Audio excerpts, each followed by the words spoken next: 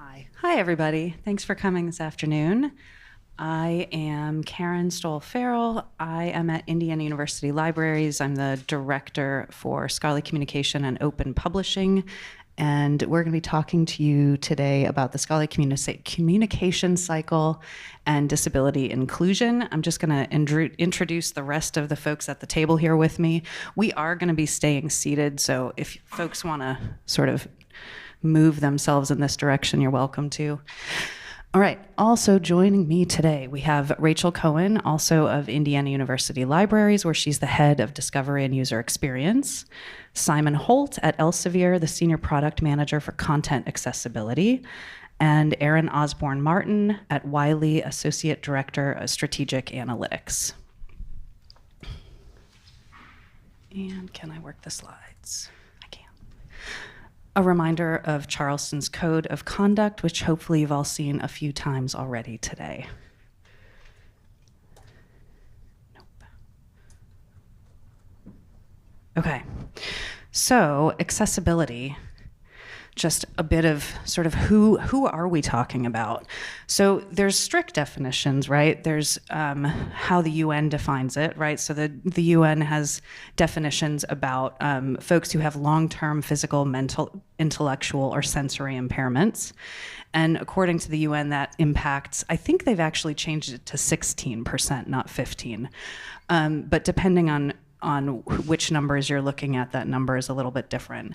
And I'd also say that beyond sort of folks who fit in to particular kinds of definitions, that we're actually often talking about an even wider group who may or may not have particular kinds of diagnoses, but do have different sorts of needs that aren't met by some of the standard ways in which we do things. So I'm actually going to be talking to you today, although I'm a librarian, I'm actually going to be talking to you mostly as an author and as an editor about the book authoring process. So what you see on your screen is an image of the painting St. Jerome Writing by Caravaggio. It's from the early 1600s. Features an old man seated at a table wrapped in a red robe. He ponders a giant tome and holds a quill in his right hand, and a skull stares balefully at him over his shoulder. This, I think, is often how the authoring process can feel.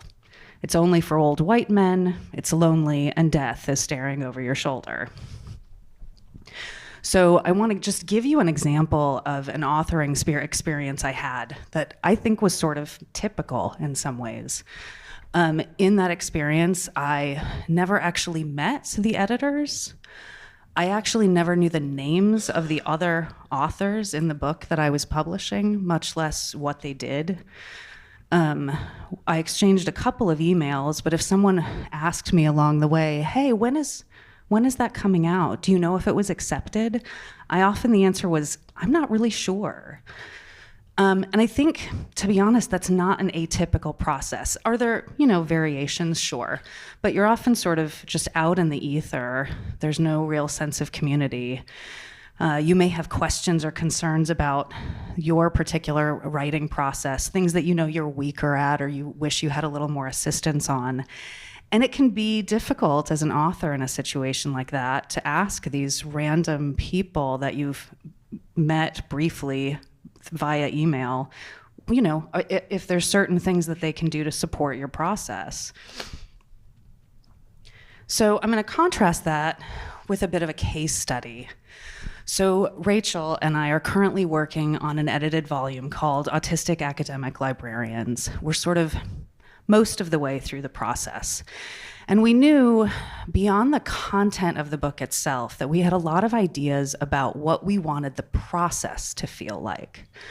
So there's quite a few things that we did differently.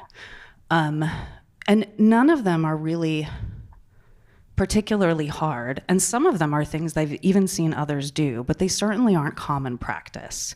So some of the things we thought about were the kinds of things that we made that were flexible in the call for proposals. We invited people into the process whether or not they knew exactly what they wanted to write about. We also offered both synchronous and asynchronous ways for people to reach out to us. So we held a Zoom session in advance of the call for proposals that people could come and ask questions or send us questions asynchronously that we would answer over Zoom. Once we chose our authors, we immediately reached out to everyone to make sure they were comfortable and talked about how we really wanted to build an authoring community, right? So we essentially started meeting regularly with all of the authors. We also paired them up with each other, right? So the idea wasn't that we as editors needed to have a lot of extra capacity, but that by working with everyone as a group, we could find ways for them to rely on each other. So everyone worked in pairs for the most part. And while Rachel and I have offered sort of review, of course, which is standard, we've also asked these pairs to step in and review each other's work. We offer writing sessions every other week that are optional. Some people like working with these sorts of things, some people don't. We also padded our timeline and scaffolded it in ways that allowed a lot of flexibility so that folks both had deadlines that they had to meet, but also had a sense of where we were in the process, what things could be easily changed, and where we were going to hit hard deadlines further in advance. As I said, we're not sort of quite done with the process, but it's been very different than my typical experience. I think, as a book editor, you often have room to change how the process will work for authors. And as a publisher, there's also a lot of room to offer more guidance to editors to improve their process, and then, therefore sort of roll that forward to the authors in turn. I think importantly, it's always about asking people what they need and instead of making assumptions about what works. I think that it's always about looking for more flexibility in the process and also thinking about the ways in which you can offer different modalities, right? So it's always about not just, are you communicating by email, but can you both communicate by email and by Slack and talk to people synchronously? Because different things are going to work better for different people, and you may or may not have all the tools at your disposal to make everything as accessible to everyone as you need it to be. So by offering different modalities, you're creating that accessibility in effect. All right, and I'm going to pass this over to Erin. And I have my own mic, dangerously enough. Thank you, Karen. So I think, actually, if you could just, yep, perfect. So I think I've got about a total of 6 to 8 bullet points, and honestly, each one of these could be its own kind of deep dive. But I'm gonna do a kind of 30,000 foot level view of each of these, and I think these are things that we should all be thinking about. I'm coming at this both from the point of view of a publisher and as an author myself. So I'll mostly be talking about the journal's process, but quite a lot of this I think applies no matter what kind of material you're publishing. And I think as a starting point, I wanted to touch on academic ableism. So Jay Dolmage wrote an excellent book called Academic Ableism, published in 2017. It's fully open access, free to read, published by MIT in 2017. And he talks about steep steps to ivory towers. And he uses that as both a description of the very physical reality, the physical barriers that people face in the buildings that exist in institutions across the US and Europe and most of the world, as well as a figurative metaphor of today's university system. So I think it's important that we recognize that this prevailing narrative, by its very nature, amidst disabled people, we're coming from a place of acknowledging that for some disabled people, even entering academia is not a possibility due to these structural inequalities that exist. Once we get past that point, then there's also the issues of accessibility and discoverability of content. So my co-panelists will be talking about that in much more detail. But I think it's important to state that authors can only work with content that they can access. So if you're coming to the authoring process and you can't access the research materials that you need to do your authoring, to do your own research, then that's a dead end right there. Similarly, conferences can be inaccessible. I think all of us on this panel have been at inaccessible conferences and faced that kind of head on. And if conferences are not accessible to you, then you are not getting the most recent research that's coming out. You're not engaging in dialogue with your colleagues. You know, you're really missing out a large part of the research ecosystem by not being able to attend conferences. But then there are some rays of light here and there, and I would say, you know, technology is potentially one of them. It also has its limitations. But for example, things like author tool accessibility guidelines have meant that there are more available authoring tools and co-authoring tools available. I don't want to go into specific platforms and tools here, but it's, I think, important to acknowledge that they exist and that they can enable people to author in ways that they hadn't been able to previously. Next slide, please. Then we get on to submission and peer review. This is another area where barriers to entry are prevalent and high. So I think one thing that is helpful to remember is that authors do have choices in where they submit. So any author can choose, especially in the journals ecosystem where there's more than 30,000 journals published in 2023, you know, authors can choose where they submit. And so one way that authors can make that choice is by looking for DEIA policies. So journals, if they have a DEIA policy, suggest that they might be more inclusive towards disabled people. Also, looking at the makeup of the editorial board is something that happens, I think, more and more frequently these days. So does your editorial board reflect the authors that you want to attract? Does it reflect the authors that you're currently publishing in all kinds of intersections? So whether that's race, sexuality, gender, disability, you know, this is something that is increasingly of importance to authors, and they do have that choice. They vote with their feet, like anything else.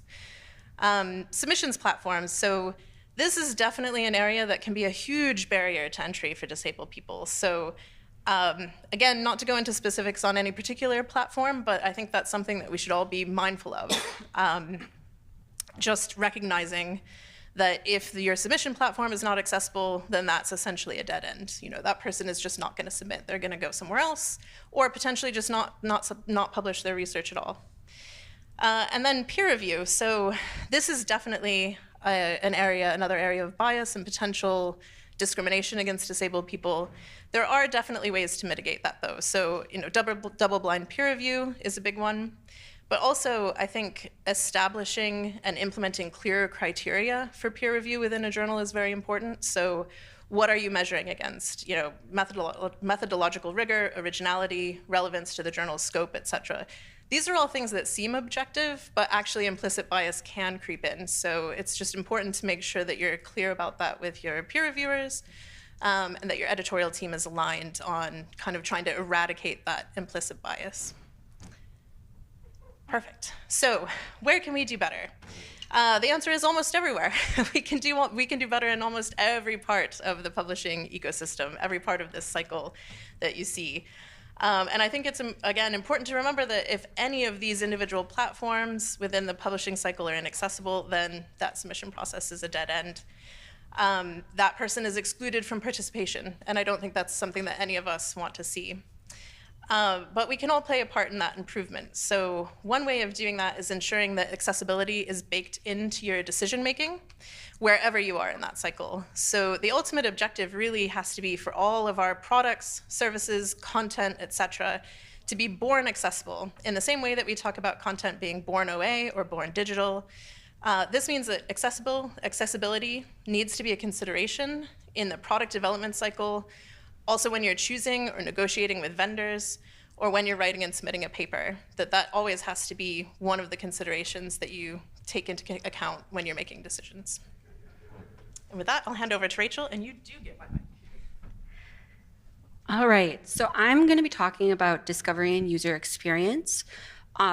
So we have the whole research cycle, but then we have users using it, and that in itself is at times accessibility nightmare. So first off, discovery and search, I think we all can acknowledge if it's not discoverable, no one is going to be using it. A common problem in both library catalogs and academic publishing is inconsistent and incomplete metadata related to accessibility. Also, many resources lack sufficient metadata to inform users about the availability of alternate formats and whether the content is compatible with assistive technologies.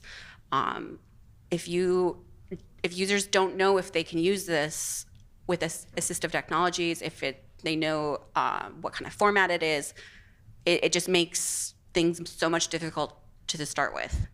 Along with that, often there is inconsistent user interfaces and navigations, which include a lack of visual hierarchy, both for screen readers and just for anybody visually looking at it, non-standard layouts, hidden or poorly labeled menus, breadcrumb navigation issues, and then difficult navigation for screen readers, both for those who are using screen readers, but also text-to-speech screen readers. I think we often think of normal screen readers, but not the other type of screen readers out there. So text-to-speech, those who are only using tabs or pointers, etc.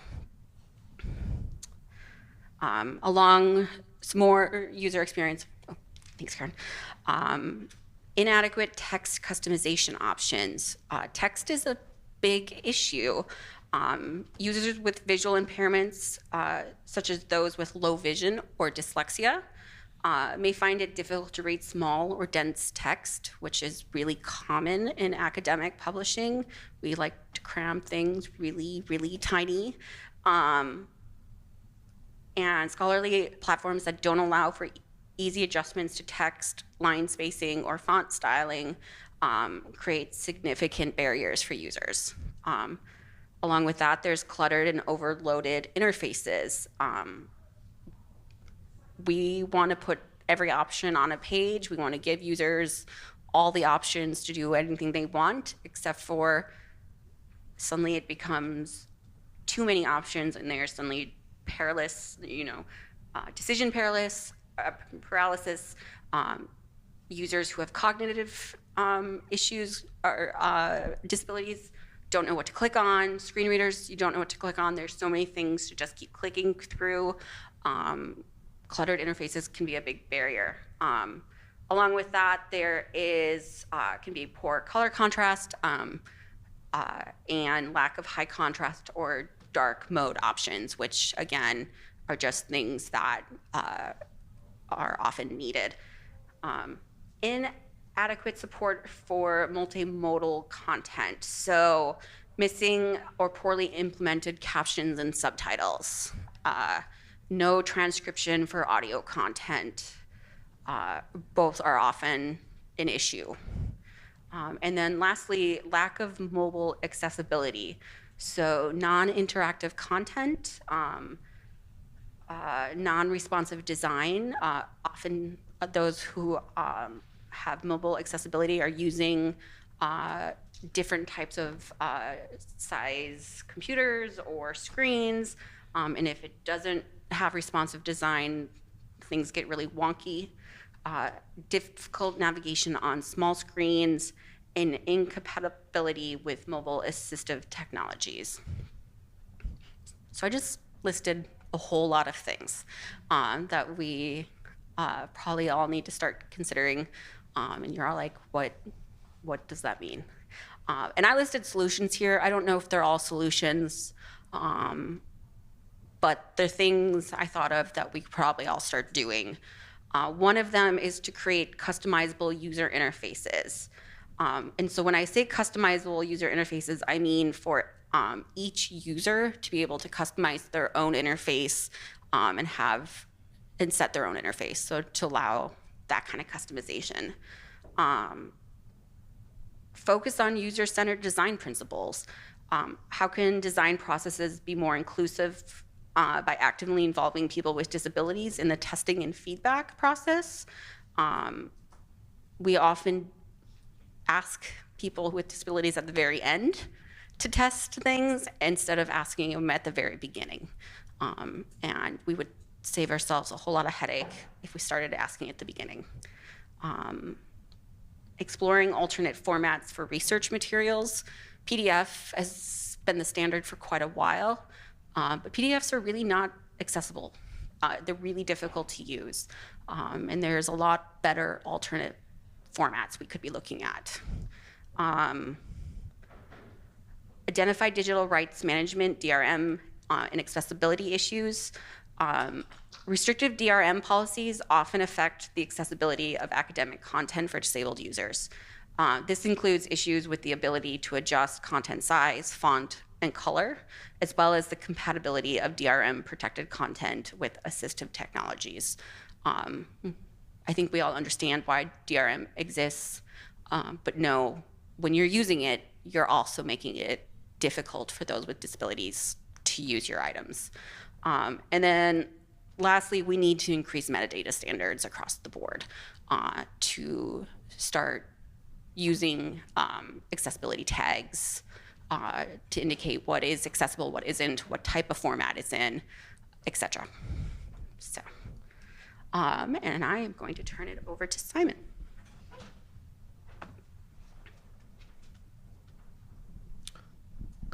Hooray, the microphone is working. Hi everybody, so I'm Simon Holt. As Karen said, I'm Senior Product Manager for Content Accessibility at the science publisher Elsevier, and equally as importantly for this session, I'm a visually impaired person myself, so this is really important for me as a person, as well as obviously professionally. So I wanted to talk a little bit about the accessibility legislation that is occurring both in Europe and in the United States, coming in 2025 in Europe and 2026 in the United States, and explain that this is a partial solution to some of these problems. I'm not going to go into depth in terms of what the laws say and what they don't say, mainly because there's another session happening tomorrow morning that will go into the legislation in depth, so I don't want to kind of repeat myself. But more, I wanted to talk a little bit here about the purpose behind these laws. It's also fair to say, not being a lawyer, I think it's good to talk about the principles behind the laws rather than anything else. So these laws are really designed to solve the specific problems around purchasing and reading content and accessing websites. Unfortunately, they don't really cover a lot of the other workflow, process, cultural issues that Karen, Erin and Rachel talked about before. Really, what these laws are about is making sure that people with accessibility needs are able to log in, search for content, buy content, learn about content, and then download and read content as easily as people without disabilities. And so therefore, when we're thinking about these laws, it's really important to think about, okay, this is the specific problem that these laws are trying to solve. Next slide, please. So just to talk a little bit about these laws. So we have the European Accessibility Act that comes into force in June 2025. And that covers all all books, ebooks, and e-commerce sites that are accessed within Europe. We then have the Americans with Disabilities Act Title II legislation that comes into play in April 2026, and that covers everything that is provided by a public authority like a university or a hospital, accessed by the public. And so the scope of that is much bigger. So that will include journal content as well, for example, whereas the European Accessibility Act specifically mentions the word ebook So it's really kind of focused on books. It's also just worth pointing out in terms of enforcement, the two have quite different enforcement mechanisms. So for the European Accessibility Act, essentially the onus is on the publisher to make sure that content is published in an accessible way. And if somebody doesn't like it, like a member of the public, like a reader, they can complain to the relevant regulator in the country of choice, and the regulator will come to the publisher and say, you need to remedy this. They'll give the publisher an opportunity to remedy it, and if they don't, then there'll be a fine.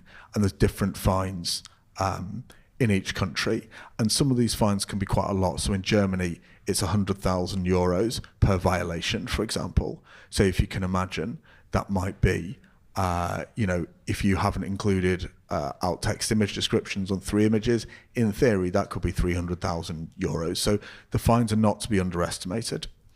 In America, however, the onus is on the provider. So that's, the university or the hospital, etc., that is providing the content. And it's really on them to make sure the content's accessible.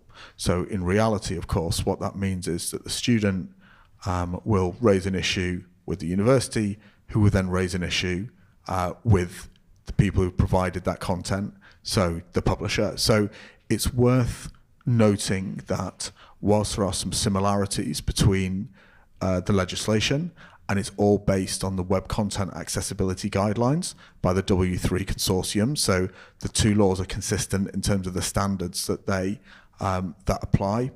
The scope of these is different, and the enforcement mechanisms are different as well. And as I mentioned, they're really about the discovery and reading of content via metadata, via e-commerce platforms, and via websites and content, rather than any other part of the publishing process. If we could move to the next slide, please. So I thought it might just be useful to share this slide. This is a kind of checklist that we're working on for the European Accessibility Act, and it just shows kind of the scope of what we're talking about here. So on the right-hand side is a lot of the stuff that I'm working on. So you can see here things like image descriptions, captions and transcripts for video, metadata, accessible formats. So, EPUB being the format of choice here, really. And then you can see in the other 3 columns, you have a lot more kind of website and UX accessibility here. Important to note the documentation one, because of course it's not enough just to show you're accessible. It's important that we show that we've done the work here as well. Next slide, please. So I wanted to include this slide really to talk about what I'm going to call the culture of accessibility, right? And to talk about some of these other issues, right? In terms of even just taking the kind of discoverability and reading aspects here. The accessibility legislation is good as far as it goes, but I don't think we should pretend that by simply complying to these laws, all of a sudden we've solved all the accessibility challenges that currently exist, nor explored all the opportunities that exist as well. We live in quite an exciting era where technology is really helping us to be able to make things more accessible, more flexible at scale. As publishers, I feel that our job, our mission, is to curate, enrich, and disseminate content, right? And making content accessible really helps to enrich content, make it more discoverable, mean that more people can access it and use it. And actually, I read something recently where there are more people in the world with accessibility needs than there are left-handed people out there, right? There are, in fact, if we take everybody with a disability, there are over 1 million disabled people worldwide. And actually what we need to do is to change the culture around accessibility and disability inclusion from one where we treat it as a nice to have and kind of those other people over there, to more thinking actually this is about making sure that as content providers, right, whether that's publishers or librarians, we're providing content however the end user, the reader, wants to disseminate, wants to digest it, or indeed at the other end, however the author wants to input that.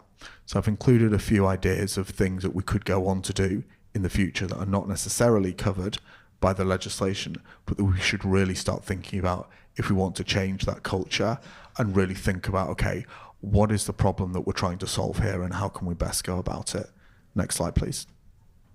So finally, I wanted just to leave you with just some thoughts about, how we may be thinking about this, right? So, how do authors, to go back to Karen's original part, what role do they have to play? Well, to me, the great thing about authors is that they're subject matter experts. They're not accessibility experts, though. And I think it's quite important that we don't put all the onus of adding accessibility features onto authors. I think I'm going to talk as a publisher here. I think it's our duty to make sure that we're really doing that and really helping them. That said, with things like alt text, it's really important that authors have oversight of this. Obviously, they're subject matter experts, but whether they're the right people to do the technical writing, I'm less convinced. I think their job should more be about reviewing the content for accuracy and editing it. I think obviously AI is something I wanted to mention. It's kind of the buzzword these days. I've heard, I've heard some slightly disturbing opinions from various people within the scholarly communications industry saying, AI can just solve all these problems.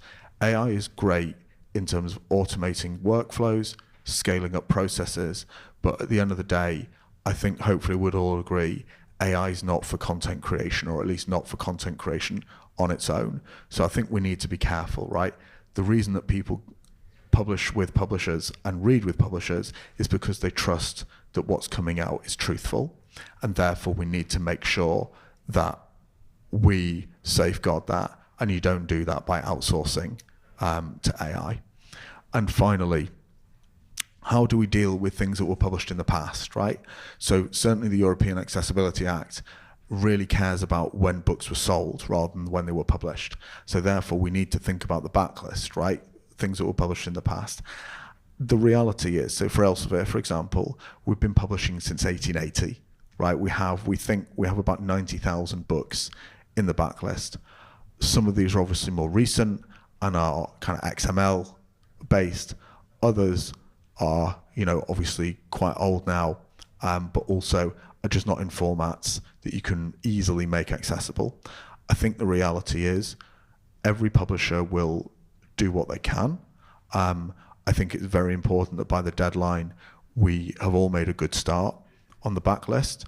What we're going to do is immediately remediate those titles that were published most recently and which sell the most.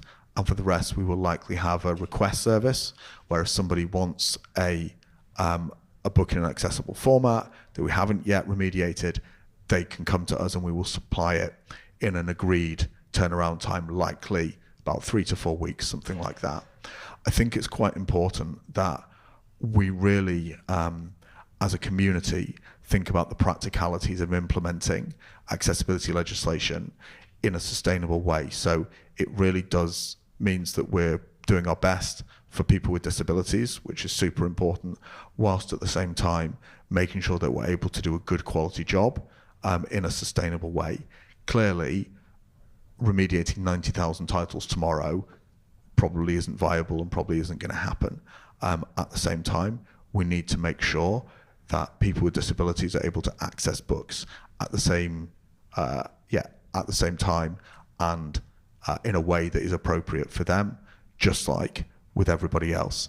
I think the reality here is that when I look at the accessibility legislation and I think about disability inclusion, this is really about making sure that we are equalizing the playing field here so that actually we're staying true to the purpose of this legislation, so that everybody gets equal access to knowledge and equal access to content, because actually whether you're a librarian or you're a publisher, or a supplier, these are things, or an aggregator, these are things that we all believe in and all care about and why we're in this to begin with. Thanks a lot.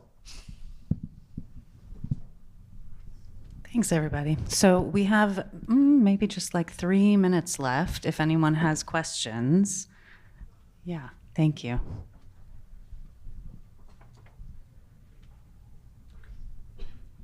I just have a brief question. Natalie Bennett from Auburn University. Do you happen to know if there is a readiness checklist for the United States?